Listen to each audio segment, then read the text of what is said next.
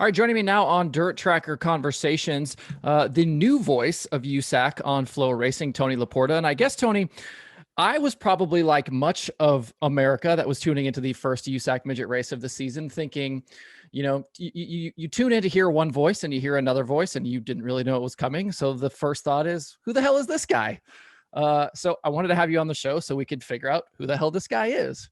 But tell me about this journey for you to become the USAC voice. I'll tell you, well, first of all, Justin, I appreciate being on. It's really cool to get to talk a little bit away from the racetrack and answer a few questions. We were talking right before we started, and a lot of people were like, well, we tuned in expecting to hear Rob Klepper, who is a very, very good announcer, and he was the voice of USAC previously. I think it was for like 19 and 20, maybe just 20. But what people don't know is he was the voice of USAC for a long time before that, but he took some time off to go do his television stuff, his MAV TV stuff, which he's still doing. Mm-hmm. But everyone was like, you guys should have put out an announcement. And I looked at it as, I'm just an announcer. Nobody's going to read a press release about the new guy on the microphone. But looking back on it, I wish we would have, because we had a mixture of everybody from Klepper fans who were just mad that he wasn't there. And then, the general dirt audience, which in every right was upset because they were like, who is this guy, A? And why doesn't he know everything about everybody? And, I made no bones about it that first night. I don't know everything about everybody, but I'm going to do my best this whole year to learn and to spend time with every driver and every crew chief and every car owner. But yeah, no, I appreciate you having me on. And it was funny, Robert Ballou, who was obviously no stranger to Twitter, was one of the first guys that lit me up. And I met him during the sprint car weekend. I walked right up to him and I shook his hand and I said, hey man. And we talked and he goes, well, Robert goes, we all just thought you were the micro mod, the mini mod announcer that was getting patched. And I go, no, but I said, you weren't the only one to think that. So yeah, man, no, I appreciate getting to come on and talk a little bit. So thank you. I jumped in to kind of do a little bit of research, and I ran across a Marshall Pruitt article about you that happened last year. And you kind of come over from, IMSA and IndyCar and some different things, but rough year last year with losing everything. And I'm assuming that probably led up to you jumping in and getting this opportunity with Flo. But how does this deal come together for you? Yeah, no, absolutely. Marshall did a great job on that article. We were in St. Pete last year with Road to Indy TV, getting ready to go to Sebring. And then the world stopped with COVID and I was hung out to dry in Florida. So Marshall did a series of interviews talking to people in the industry like, hey, what happens now? And the short story for me, what happens now is I went and got a job delivering pizzas for Papa John's. Oh, yeah. So COVID smacked me in the mouth pretty hard.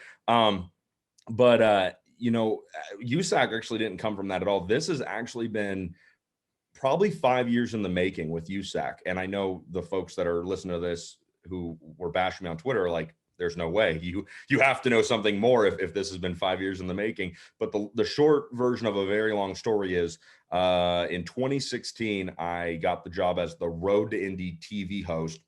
It's a fancy name for a YouTube host.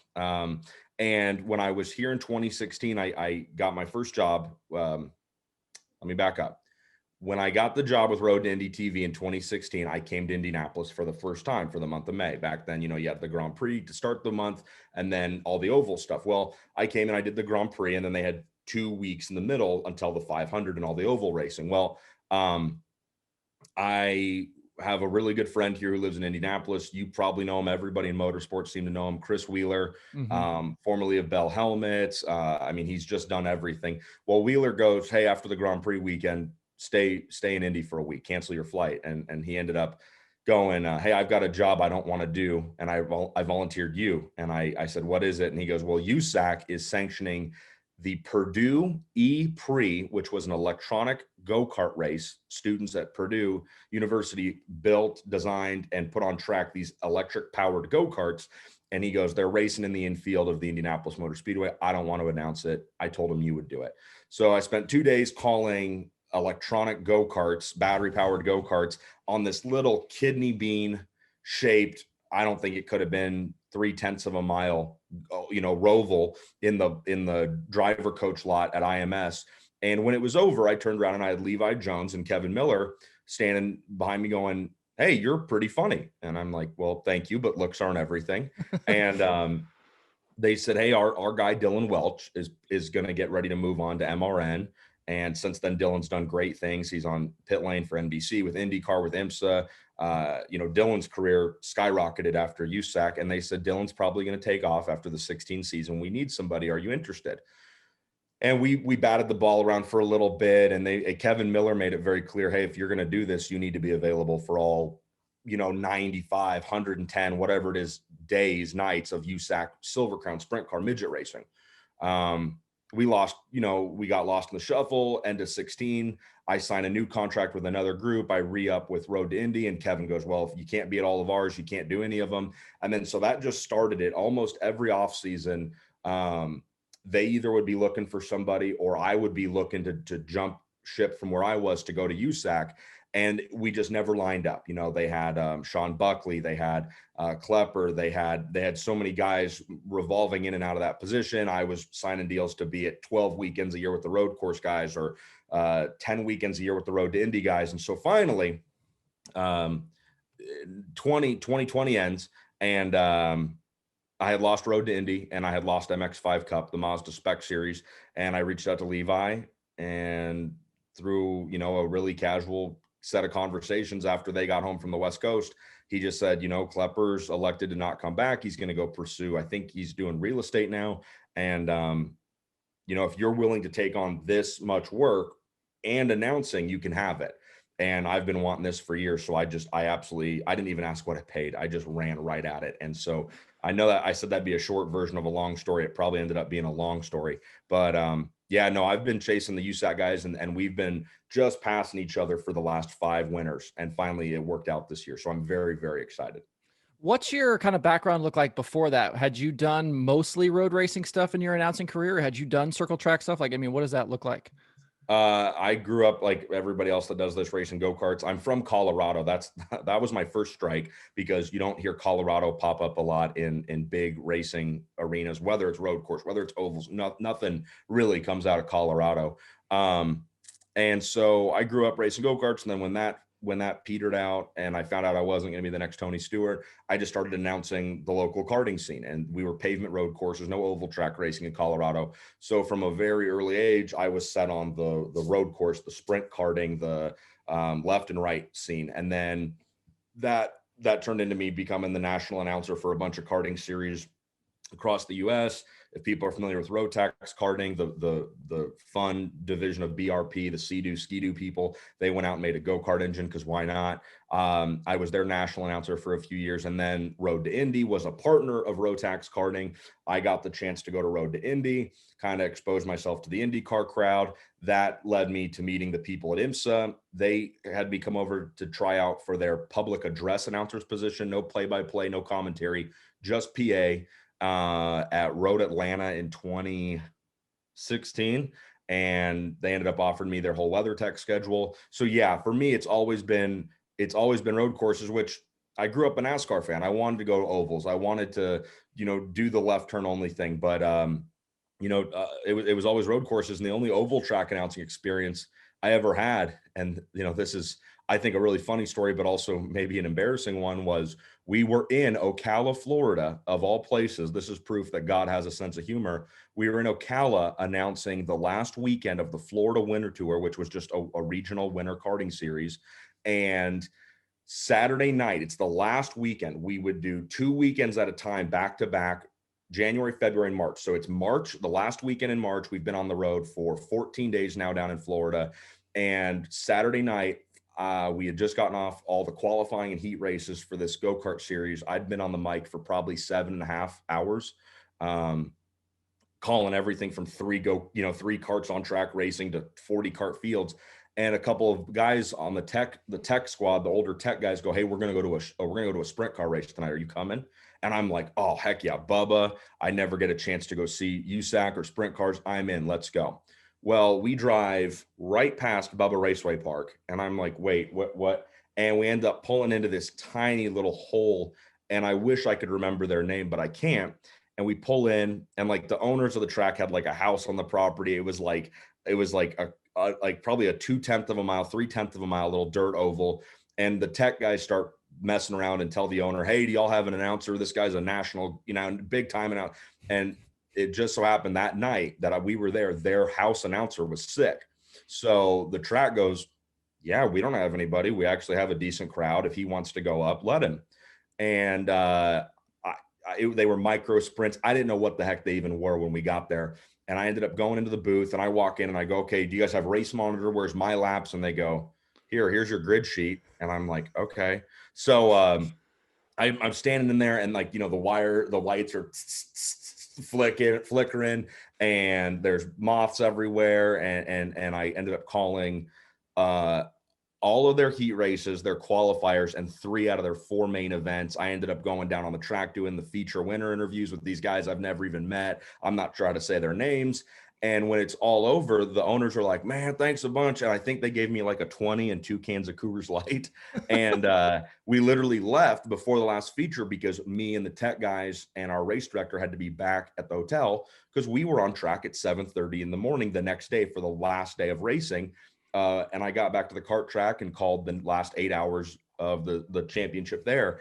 And one of the guys on the crew said, you're kind of like Wayne Gretzky. You play NHL hockey, and then you see kids on a pond playing on their ice skates, and you go lace up and go play with them. So that was it. Like, as far as dirt track announcing goes, some little, 2-tooth shack, hole in the wall. They pay in Coors Light, Cali, Florida. For the life of me, I can't remember the name, but I wish I could. So road coursing has been the predominant thing for me. What is your kind of dirt track knowledge coming into that first week of Bubba? Like, I would assume you've done a bunch of research once you get the gig, but like, were you aware of things? Do you watch? Do you keep up? Like, where is your dirt track knowledge? Yeah, again, a lot of it stems back to Chris Wheeler and Bell.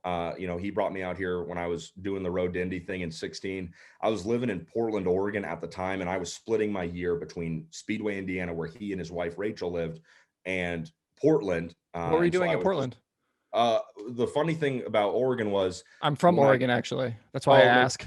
No kidding. Where? Yeah, I'm from Southern Oregon, but basically grew up in Portland. So it's just like everywhere else. You say Denver when you're from Colorado. Portland wasn't really where. When I got the Road to Indy TV job in 16, it was a non-paid, non-compensated. All they did was take care of your flights and your hotel, and they buy your food on the weekend. And when I got that job, I was actually living in Charlotte. I know we're getting way off topic. I'm sure you'll cut all this. I was living in Charlotte because I went down to North Carolina to go chase stock cars. I wanted to announce NASCAR. I wanted to announce, I had an offer to go do Millbridge Speedway. I was chasing the NASCAR thing. I was doing what every young actor and actress does. They move to LA thinking they're going to make it. Well, I packed up and went to Charlotte. So I'm down there for like 5 months. I'm renting a room from a guy I didn't meet till the night I pulled into his driveway. I'm thinking, what am I doing? I wish I could make this kind of stuff up. I'm eating hot sauce sandwiches during the day in North Carolina because I was that broke. I'm taking a piece of white bread, I'm dashing hot sauce on it, and that was lunch. And I was living and dying down there trying to get karting and dirt track announcing gigs in Charlotte. So when I win the Road to Indy TV job, we find out immediately you're not going to get paid, and you're going to have to miss a lot of the karting events that pay your way to live already. So a good family of friends, ironically, the race director for that series in Florida, the Egger family in Oregon, owns a go-kart track called Pat's Acres Racing Complex in Canby. Yep, I know Pat's Acres. Yeah, and so I was traveling the country with Chris, the dad.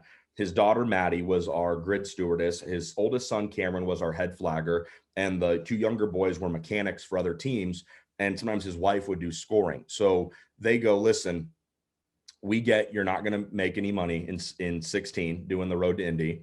We get you can't even pay your rent down in North Carolina right now.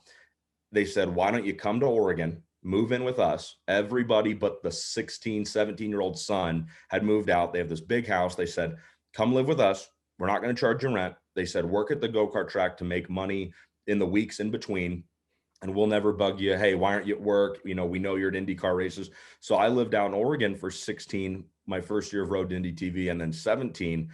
And they literally just opened up their homes to me and said, hey, we get it. You're trying to chase a dream. You're trying to go get a career. You can't afford any of it because you're an announcer, and we know you don't make money. So they just said, come to Oregon. And I ended up living there for almost 3 years. and it was one of the best times of my life. So So you're going back and forth between Portland and Speedway, and then in between, are you able to go to dirt races, or are you just like talking to Chris Wheeler? Like, what is that like? Whatever dirt racing fandom at that point look like? yeah, no, and you're very good, because you're able to remember your original question after I take you down this rabbit trail. Everyone who listens to this is going to go, Jesus, the guy sure is an announcer. He never stops talking. And so I'm sorry for that. But I came out to Indy, and I was sleeping on Chris and Rachel's couch, which ironically, here's another pointless story for you. That's how I ended up getting my nickname. Everybody in dirt tracks has nicknames, right? Mhm. Nobody in pavement cares about nicknames, but you come over to a short track and it's like, Shane, the throttle, Shane Cottle, the people's champ, Dave Darland, and Sunshine and Big Daddy, and everybody's got a nickname. Well, I earned mine way too early, and it was Couch Tony, because I lived on Chris Wheeler's couch, and we would go to places, Dawson's on Main, we'd go downtown, whatever. And people were always like, Chris, who's the shadow? Who's your giant, ugly shadow behind you? And Chris goes, well, that's Couch Tony. He sleeps on my couch. Couch, say hi to, so-and-so. And but anyway, while I'm being Couch Tony and I'm living on Chris and Rachel's couch, and I'm eating all their food and I'm drinking all their whiskey, I was going to dirt races with Chris, and he was playing Dirt Vision, and he was playing Speed Shift, and he was playing all this stuff for me, and I'm like, okay, this is really cool. I don't totally get it, but I grew up the biggest Tony Stewart fan, and I knew what USAC was, and I knew what the Triple Crown was, and so I'm watching this stuff, and I'm getting to go to Terre Haute to watch those guys during the week of Indy leading up to the 500, and then the Hoosier State Fairgrounds to watch the Silver Crown cars on the mile, and what used to be the night before the 500, but they run it on Friday now at Lucas Oil with the Silver Crown car. And I'm just like, this is it. This is real racing. And I'm just falling in love with it. And I would listen to Chris. He was buddies with all the dirt track guys. I'd end up in Justin Grant's shop, not knowing who I'm talking to or who I'm looking at, or over at the Petrie shop. And so, to be honest with you, coming to Indy and being so preoccupied with the road to Indy and trying to get to IndyCar, because that was my dream. I mean, look, I'm 6 blocks from the Speedway, and I've got pictures of the place everywhere here. But I was like every young driver, every young announcer. That's where I'm going. I got to get there.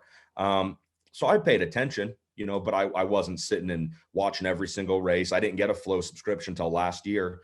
And then I ended up being at more dirt races last year once I bought the subscription than ever before. So that was poor money management. But yeah, I mean, I guess, to be honest with you, the best way to put it was casual observer in the very beginning. That was really how it started. But I just increasingly grew towards the idea of, these guys are getting paid to drive race cars. They're probably the last group of drivers in the world who are getting paid to drive their race car, or at least they're making some kind of money, whether it's the payout at the end of the night, the owner's cutting them a check, whatever. Because I came from the road to Indy and the endurance sports car world, where, if you're a road to Indy kid, your mom and dad or a rich family friend is writing a check to start at the bottom level. You're writing a check for $350,000, and it only goes up from there, and it doesn't pay. And so I looked at that, what I was doing, and I thought, man, this isn't what I read about. This isn't the stuff Tony Stewart and AJ and Mario did.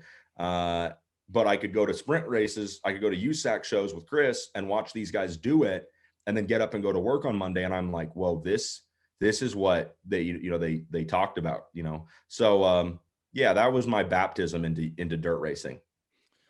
I'm pretty good friends with Blake Anderson, who's the voice of the All-Stars, and being around Johnny Gibson for as long as I did. And, I've seen the ridiculous spreadsheet of all of their information, and I'm curious what your prep was like. So, you get with Kevin, you're getting this deal, where do you then go? Like, what does that prep look like? And then, like, what are your kind of first conversations at the racetrack look like? I mean, are you just running around trying to talk to everybody you can when you got to Bubba?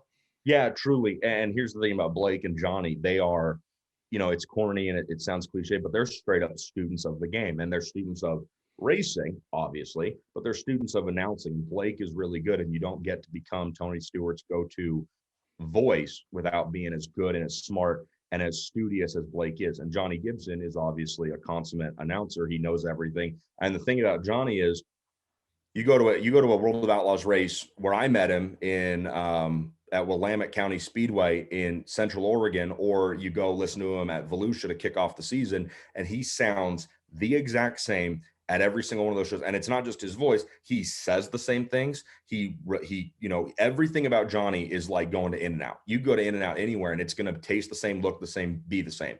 Johnny is that good. And so that's what dirt track fans are used to. They want it to be the same, like when they were kids and they were going to their local Saturday night show and the same announcer said the same thing every single night. Those guys are very good at studying. I'm not. There's a reason I didn't, get A's in high school, and we won't even talk about college. I hate studying. I really do. Whether it was Road to Indy, when I came into the sports car stuff, it's over on the sports car side, it's 5 drivers per car. And there's 49 cars in the Rolex 24, and you got to know every single one of them, and you got to know something about each one of them. I tried to make spreadsheets and all that stuff, and it's freaking hard. Mm-hmm. That's why guys like Johnny and Blake are good, but that's also why they rely, and I rely on guys like Brian Walker at Wikipedia, and Richie Murray at USAC. I mean, I don't know how Richie Murray fits his brain into his head. Genuinely. I mean, I feel like the guys had to go in and get it like glued shut or something. But when I got to Ocala, I hadn't had my conversation with Levi not four weeks earlier. Levi came home from the West Coast swing and he got COVID. He was super sick. He was bedridden. He had 102 temperature for like a week, I think. I mean, they were really worried about him. And so here I am trying to plan out my 2021 season. I'm blowing up Levi and I'm not getting anything back. And then I find out he's sick and I'm like, okay, you know what? It's just going to be another winter where it doesn't work out. So it's like 4 days before I leave for Tulsa, Oklahoma to go to the Chili Bowl, where I was doing video work for Rick Young and Jeff Taylor with Rams Racing. And Levi texts me and goes, or he calls me and he goes, "What are you doing?" And I said, "I'm laying on my couch doing nothing." And he goes, "Hey, you do video production work, don't you?" And I go, "Yeah, I'm I make videos." And he goes, "I want to talk to you about some of that. I'm coming back from Brownsburg. Let's meet. How's 15 minutes for you work?" And I go, "Okay." So I get up and I run down to Main Street and we go to Big Woods, and he starts talking to me about all this. And I'm thinking, okay, he's going to bring me in to do some video stuff, and Rob's going to keep announcing, and I'm going to have to just sit there and like salivate over the job I want. And Levi talks about, "Hey, can you go to the shops during the week and produce some content and, record interviews and stuff that we can play during the broadcast?" And I go, "Yeah, that sounds really cool. I want to do it. And also it's money. You can't turn that down." And he goes, "What about graphics? Can you do graphics?" And I'm like, "I can learn." And he goes, "All right, well, I just want to get to the point where you can throw it to a video you've made with the right graphics when you're announcing." And I go, "Wait, what?" And he goes, "Yeah, don't you want to take it all over?" And I'm like, "Well, yeah, but what are you talking about?" And he goes, "Rob's not coming back." And I go, "Levi, you're kidding me." And I put my head in my hands and I go, "Dude, I just signed my IMSA contract and I'm committed to 12 weekends with those guys. And I know how this song goes. Oh, you can't make every 107 races. Sorry, you're out." Well, Levi goes, "Well, let's give me your dates." And pulls out a pen and a piece of paper and he starts writing down, "Okay, no conflict." I tell him my next date, "No conflict." "Okay, well, that one, maybe we'll get, so-and-so to do it." "Okay, that one." "Oh, that one," he goes, "I can call that from my basement. That's not a big one." And he goes, "All right." He goes, "I think we can make it work." So I say all that because the decision to go forward and say you're going to be the guy this year takes place 4 weeks before Ocala. So I literally leave that conversation with Levi and I'm packing a bag to go to Tulsa for a week. And I'm shooting videos and I made all the stuff that Rams Racing put out. Well, then from Tulsa, I come home and I go straight to Daytona for the Roar before the 24, the test session. I've got some smaller races there that I PA. And then the very following weekend was Rolex, the 24-hour race that I was in charge of pre-race and post-race for. And then boom, it's Ocala week. And I don't use this as an excuse, but I had almost no time to do any studying because between preparing for Tulsa and being in Tulsa for that week, which if you've ever been there, not a lot gets done besides drinking and eating too much. And then preparing for my road course commitments, I didn't have a lot of time to go back and binge watch every night of last season on Flow.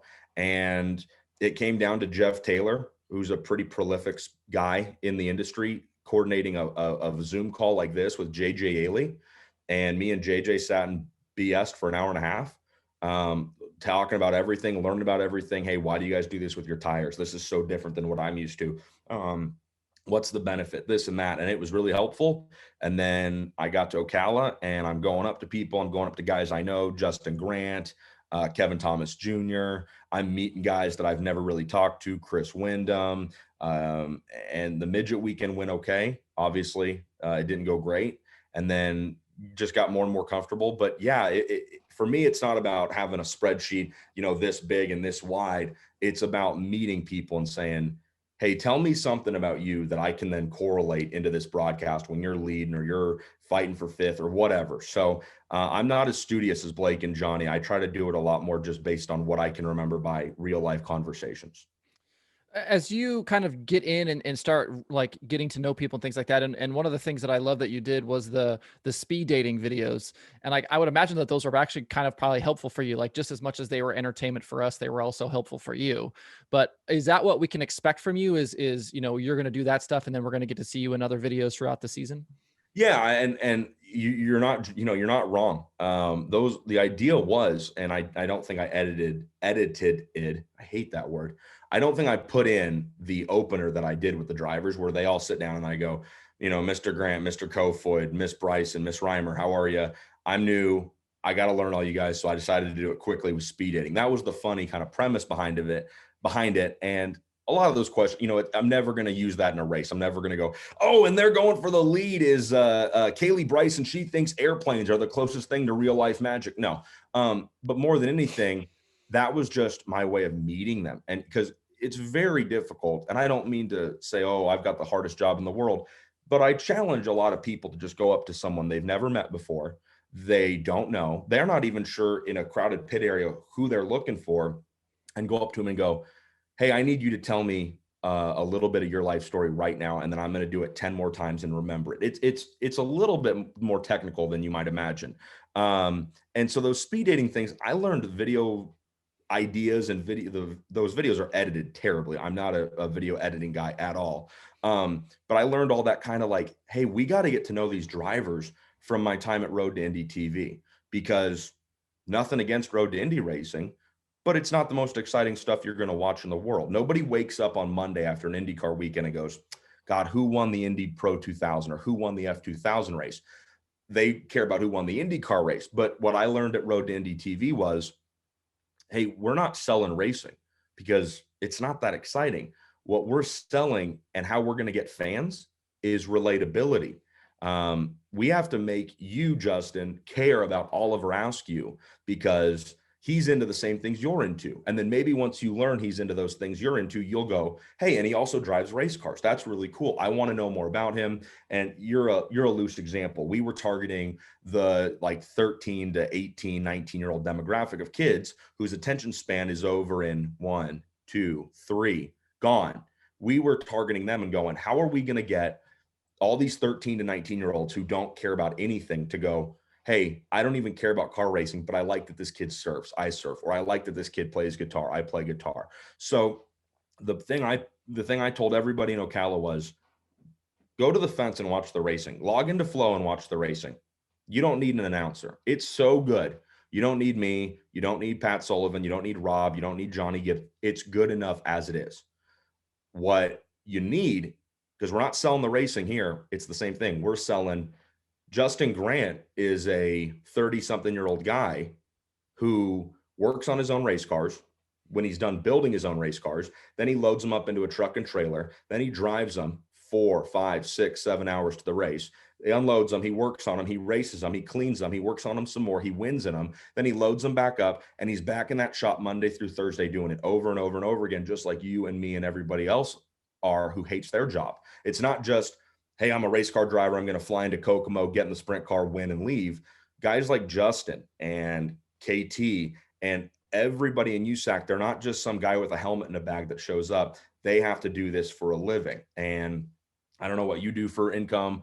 I deliver pizzas when I'm not messing up names, and I hate it. You might hate your job. And so I'm trying to take USAC drivers and show them to this world of people out there and go, hey, you love the racing, but you should know about the guys and girls who do it, because they're just like you, they're just like me.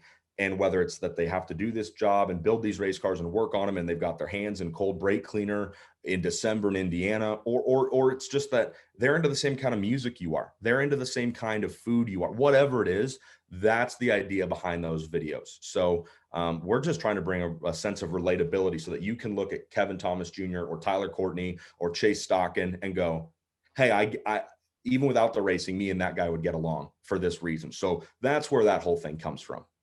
As you make the transition from road racing into circle track racing and something as like midgets and sprint cars where things happen so quickly, is there a transition period for you watching the races and understanding, what's happening as, guys are making moves, or did you jump in and it was pretty quick, for you to be able to do that right away?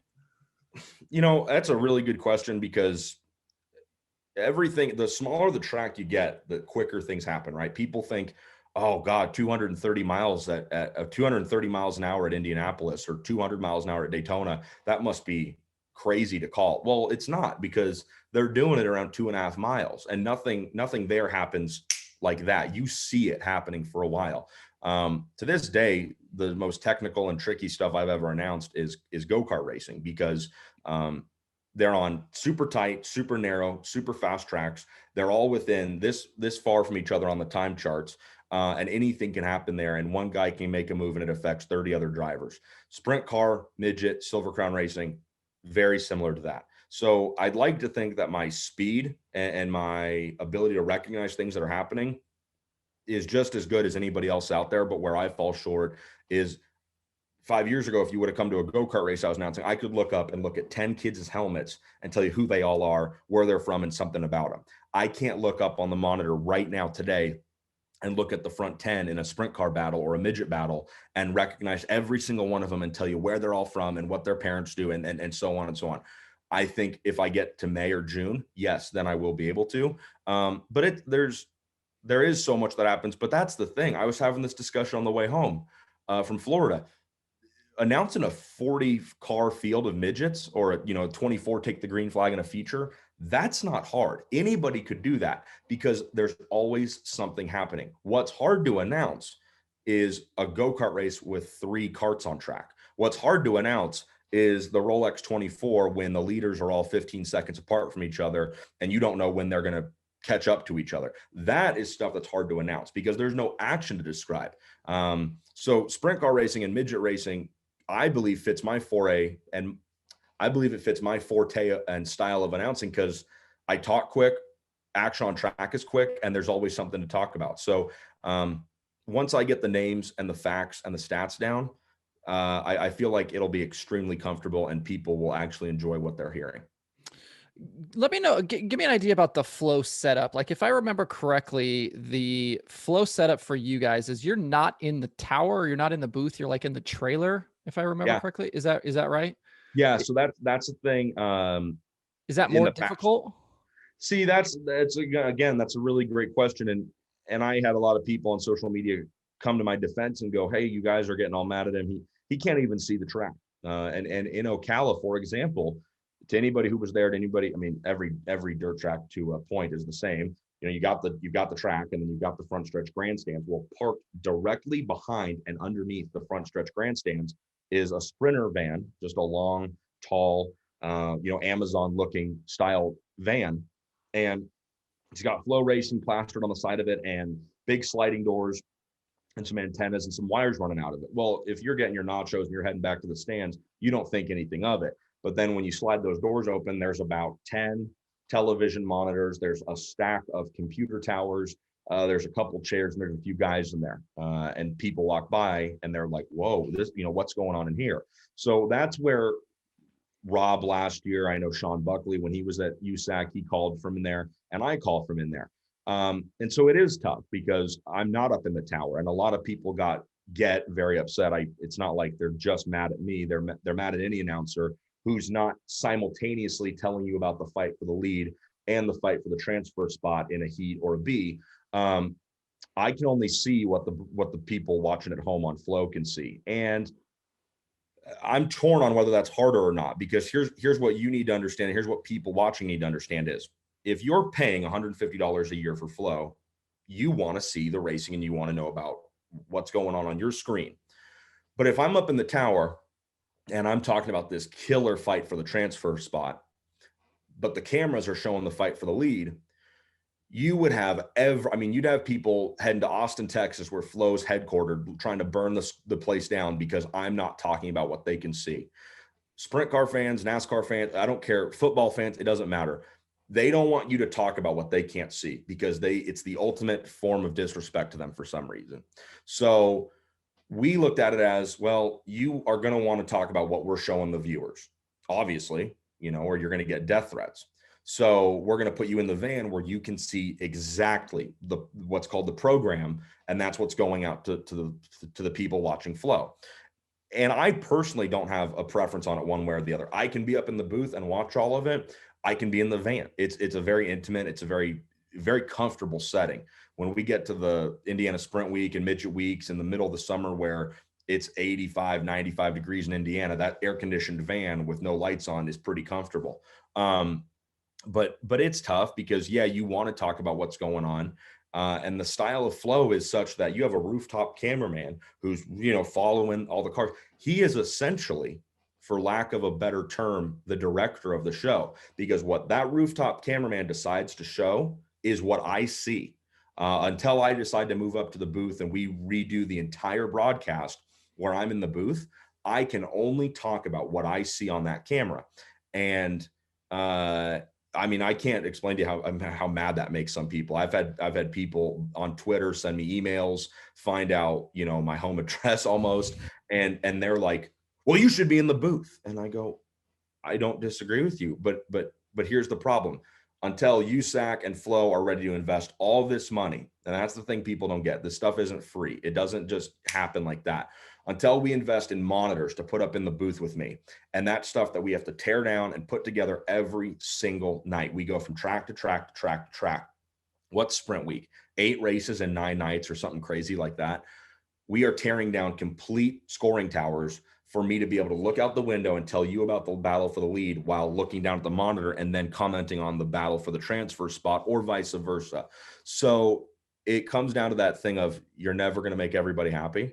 And it is tricky. I've got meetings at the USAC building next week to go over, do we move me up to the booth? Do I stay in the van?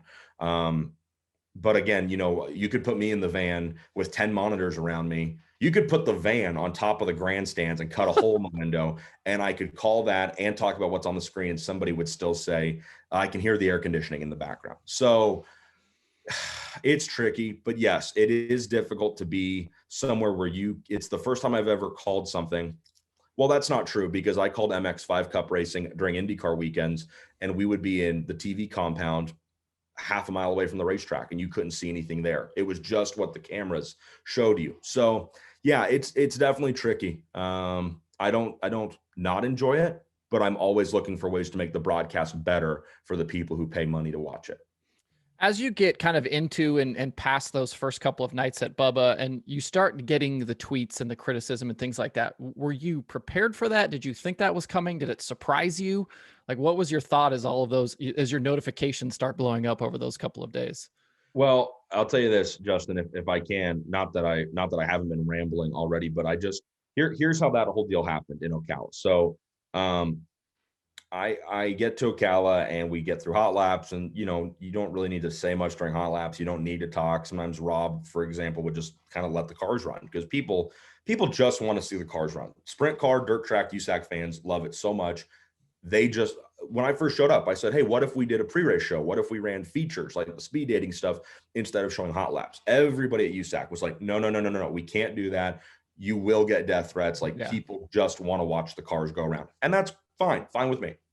So I get to Ocala, and hot laps gets over, and it's straight into single car qualifying. Well, road course racing, road to Indy, all that stuff, there's no such thing as single car qualifying. I'm not using it as an excuse. I've watched NASCAR, I've watched IndyCar for years. I know how it works, but I've never called it.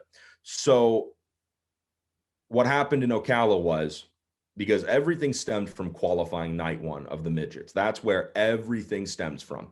And nobody that complained was wrong. Everybody that complained was saying either this guy sounds like he doesn't know what he's talking about, or this guy sounds like he's bored. And both of those were legitimate gripes, because here's what happened. We get done, throw the checkered on the last group of hot laps, and it's straight into single car qualifying. I hadn't practiced. I hadn't sat in my bathroom with a carrot doing it in the mirror. I didn't know how to do single car qualifying. So my mind goes straight back to listen to Mark Mosier, who was the announcer for the Colorado National Speedway that I grew up going to, or Pat Sullivan, who's the USAC PA announcer, or Johnny Gibson. My mind goes to those guys. And I think about how when a car goes out on track, they look up, they see it, and immediately it's, and coming out next on track, it's the number 4 Top Motorsports entry with MVP and, Coca-Cola on the side. It's a, Chevy powered, whatever chassis from Ione, California. It's Justin Grant. And they rattle that like they've rehearsed it 1,000 times, because they've said it 1,000 times. So I wanted to do that. Well, the first car comes out for qualifying, and I look up and I don't know every single one of those things about that car and that driver. So I take my entry list that Richie Murray's given me that has every bit of info on it you could want: car number, driver's name, hometown, team, the 4 or 5 main sponsors, the chassis, and the engine. It takes up an entire standard sheet of printer paper. Boom, boom, boom, everybody on that list. So I take that. I see the first car go out. I don't know. It's Kevin Thomas Jr. I go, all right, coming up next out of Coleman, Alabama, in the number 9, driving for KT Motorsports, sponsored by Dr. Pepper and McDonald's in a, Stanton powered Spike, so on and so on. It's Kevin Thomas Jr. Well, I look up and the second lap's almost over, and I read the time, and then I look down, and what happened in qualifying in Ocala was I got so focused on doing that whole spiel, telling you every word to the entry list, because that's what I thought people wanted. I quit announcing. I straight up just began reading. And that's why people on Twitter 10 minutes later were like, oh God, an announcer can really make or break a broadcast, don't you think? Or this guy sounds like he's tired. Who backed over this guy's dog? And I don't get mad at those people, because guess what? They were 100% right. I quit announcing, which is what they pay me to do, and I began reading. Well, anybody can get online and read the entry list. They don't need me to do that. And so I got on Twitter right after qualifying was over. We went to commercial, we went to the mini mods or whatever it was, and I got on Twitter. And yeah, it was heavy. It was a lot of people going, and of course, in typical Twitter fashion, they don't at me, they don't tag me. No. It's just, man, an announcer can really make or break a race, or geez, I'm about to break the mute button, or, oh my God. And I had friends of mine getting on and publicly defending me. And the group that came to my defense the quickest, the fastest, and in the biggest numbers were the drivers.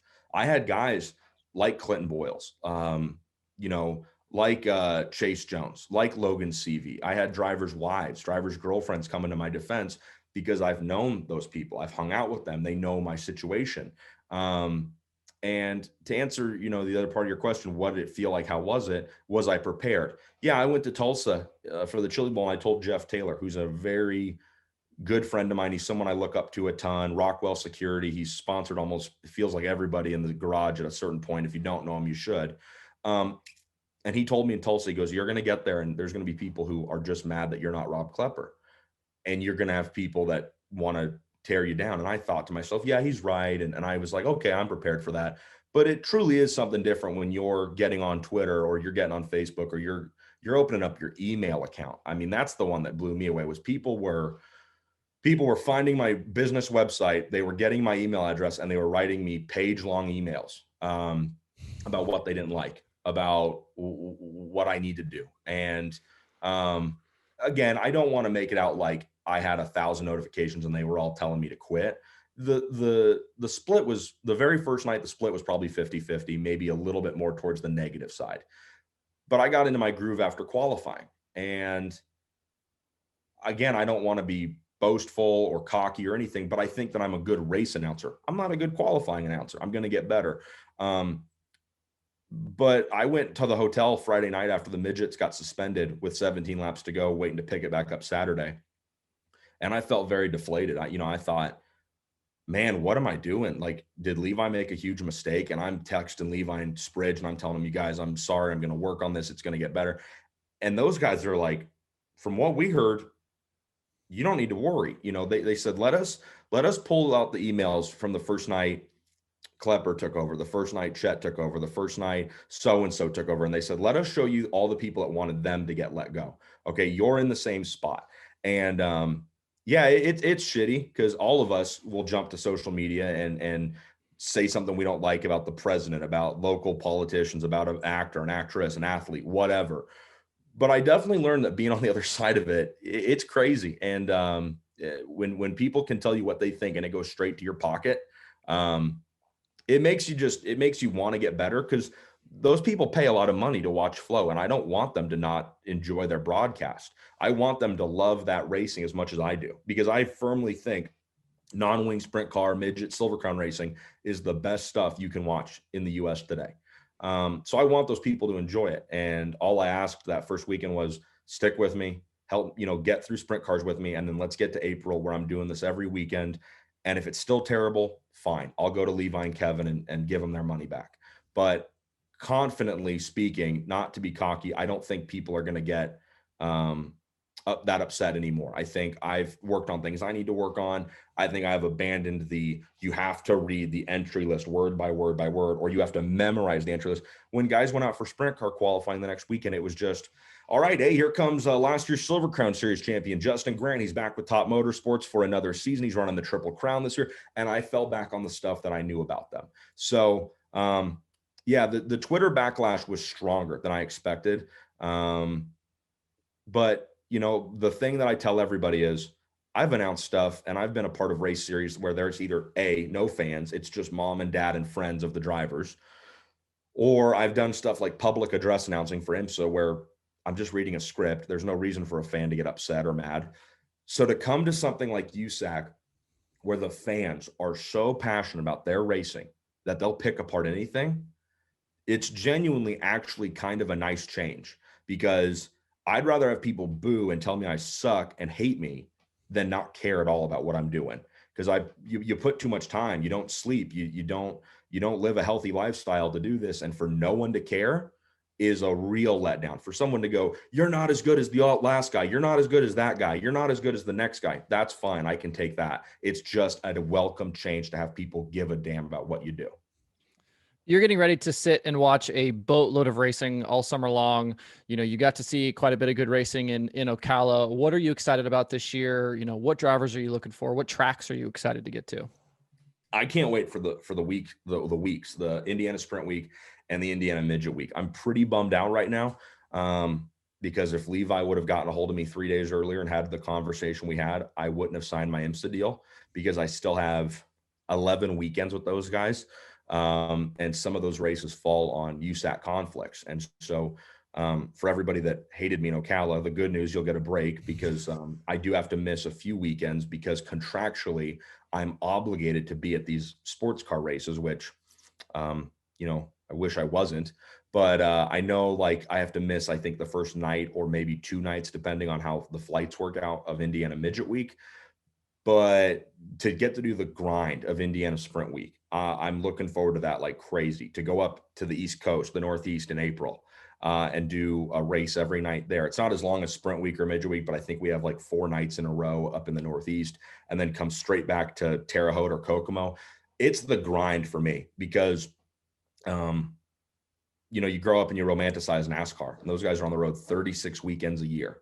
When I was doing Road to Indy, and now I've got IMSA, you race and then you have 4 weeks off, you have 6 weeks off, whatever. I think in IMSA, we only have one stretch where we have races back to back over the course of a week. I'm into the grind of it. I want to do Indiana Sprint Week. I want to do Indiana Midget Week. I want to do the week of Indy in May, where you're at Terre Haute on Wednesday, then you're at the State Fairgrounds on Thursday with the Silver Crown cars, then Lucas Oil Friday night, and then even if I'm not announcing, go hit the go hit the Little 500 Friday or Saturday in Anderson. So, to get to go to places that I read about, Terre Haute, Lawrenceburg is big and bad and sexy. I can't wait to get back in April. And there's tracks on the West Coast that, God willing, we get to go and hit this year, depending on what, those guys are doing out there. There's not a single bit of this that I look forward to and go, I don't want to go do that part, or I'm not so excited about that. all of it is exciting to me, and I can't wait. And I've got buddies that I've known for years. Justin Grant, I'm fortunate to know a few of those guys. Justin's been my closest connection through Wheeler. I know KT, but I'm getting to know all of them. And so there's nobody that I go, God, I hope they have a great year. I hope all of them have a great year. I'm just excited to get to that point in the summer where we're doing this every single weekend. That's what I can't wait for.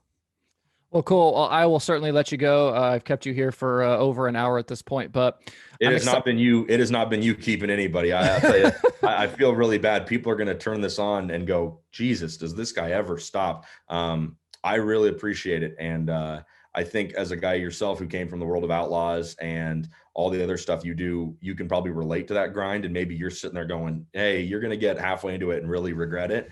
But I appreciate you having me on. And it means a lot just to kind of get my face and my voice out there to more fans, even if they don't care about how bad I am or how hard I'm working. It's just nice to get my image out there. So thank you very much for the time. Yeah, absolutely. And you've got a good voice. You're passionate about it, and it give them some time. They'll warm up to you. Don't worry. Well, here's the deal. I'm not bitter against a single fan or against a single person, that reached out to me on social media. Because again, I get it. This is their sport. I'm showing up into it new. And if any one of them have done what you've done and do some research, they're looking at me and going, what's this, road course, hoity-toity sports car guy doing in our world? Well, the best way I can put it is I'm just, there's a saying, you weren't born in Texas, but you got there as quick as you could. And I wasn't born into sprint car racing. I wasn't born into the dirt track world, but I'm doing everything I can to get here as quickly and as strongly as I can. So to anybody that was upset in Ocala, hey, I get it. I wasn't perfect. It didn't sound great, but I think by the end of sprint car weekend, it sounded a whole hell of a lot better. And knowing the work that the Flow guys here in Indianapolis, Levi, Christy, and I are going to do between now and April 3rd, when we kick off again at Lawrenceburg, I expect the shows to look completely different, sound different. And if people will just stick with me through the spring, I think they're going to be a lot happier than they were in Florida. So I get it. I understand why they're upset, and I don't want to waste any of their money. Well, Tony LaPorta, thanks for the time. Justin, thanks a bunch, man.